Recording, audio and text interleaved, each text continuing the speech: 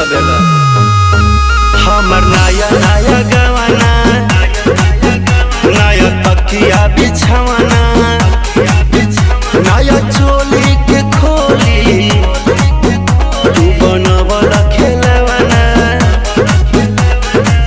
नया नुहर जानी बनी एक चोर राजा, तेरा कमर बड़ा तोड़ राजा तानी जाई ना बहरिया, टूटता बदन पोरे पोरे राजा तानी जाई ना बहरिया, छोड़ा दी होई गईले भोरे राजा तानी जाई ना बहरिया। अब छोड़ दी